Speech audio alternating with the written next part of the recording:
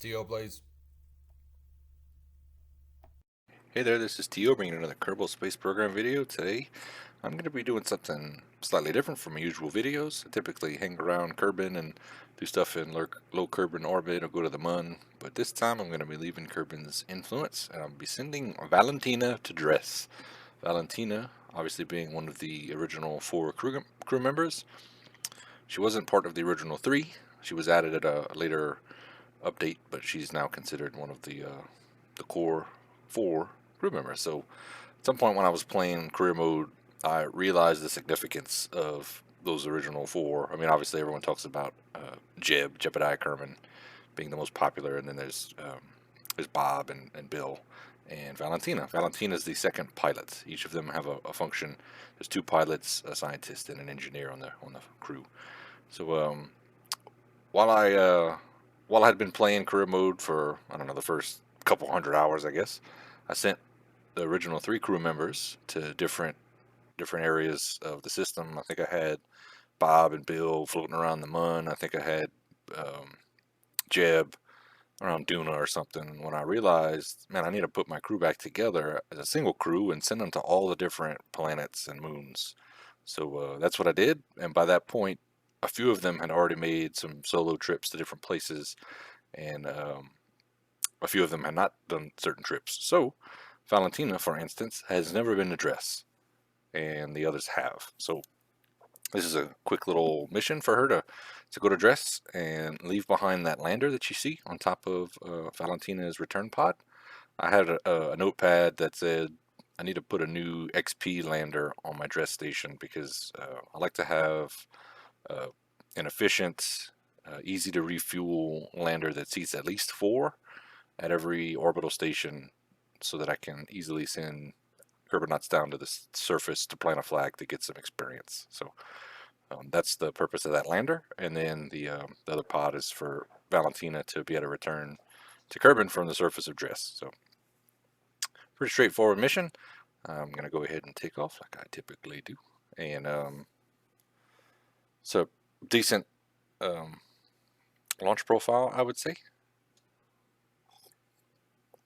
I had another mission for Val that I didn't record. I've been to the Mun so many times on the channel, but that's where her previous mission was to go to the Mun. I think I've got one solo mission for Bill Kerman, and then the rest of the missions will be for the whole crew of four, which I'll probably record all of them since there's only three, I think three separate missions left. Yep. I think Bill's going to go back to the Joule system for a landing on one of the moons, and then the whole crew's got to go to Moho, and then the whole crew has got to go to Eve and Gilly. I've already taken off from the surface of Eve with a different Kerbinaut, but none of my original crew have done that. So I wasn't able to get a maneuver node using the transfer planner, which is usually a very handy tool, but in this case it wasn't. So I'm going to show you the old-fashioned way of getting a transfer from Kerbin to Dres. I don't remember off the top of my head what the angle is, but if you're paying attention on the map screen here in a second, we can see the position of Dres in relation to Kerbin. So you basically have to eyeball that angle between Kerbin, and Dres. And when Dres is at the right angle, you can make a maneuver for an intersect. And this required an inclination change. And there's my intersect getting nice and close. And there we have an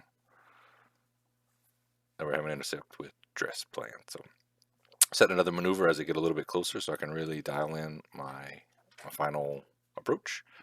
For whatever reason, back in the day when I started putting things around the orbit of Dres, I put them all on I guess, a clockwise as opposed to counterclockwise orbit. So they're orbiting in the opposite direction of the spin of the planet, which, I mean, Dres has such a low gravity anyway, it's not a huge deal. It's probably not a lot of delta V loss taking off from that direction, but so that's why I'll be coming in from, I guess, typically the opposite side of the planet, but that's the same direction as the station is orbiting. So I got a lot of delta V to burn to slow down around Dres. Again, the gravity's so low, it's a pretty tough capture. It was actually pretty challenging back in the day when I was learning how to go to the other planets, but now it's pretty easy. I actually managed to get that. I was very surprised I got that intersect, that the transfer as easily as I did on the first try. But so now I've circularized and adjusted my inclination. Just gotta get my rendezvous with the station so you can see what the station looks like. I plan on doing a little tour of all my different builds in my career mode, and this may serve as the Dres orbital tour because this is my station. I've got a fielding lander there on the right side now. I've got the old XP lander, which I may just leave there. I guess no need to abandon it. And then here's the new XP lander, and I've actually got a vehicle that I could have sent Valentina home with up on the top on the left there, but since I sent her with a separate one, I'll just use the one that I brought with me. So she's we've just docked the XP lander. I'm sorry, the return vehicle, and now she can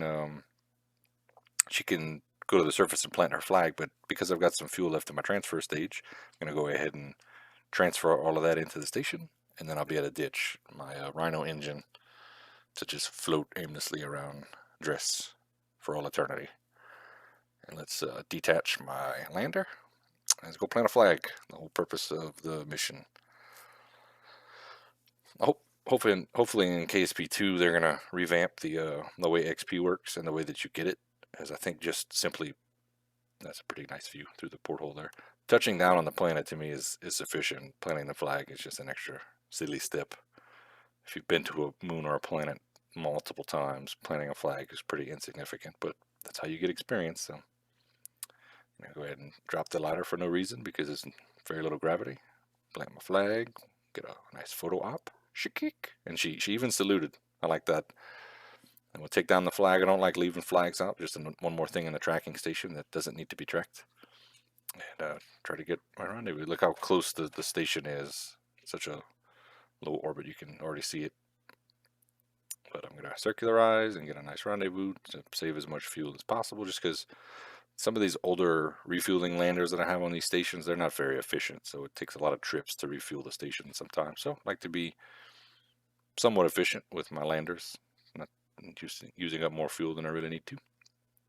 We're going to go ahead and dock and transfer Val into her own little return pod and send her right back to Kerbin.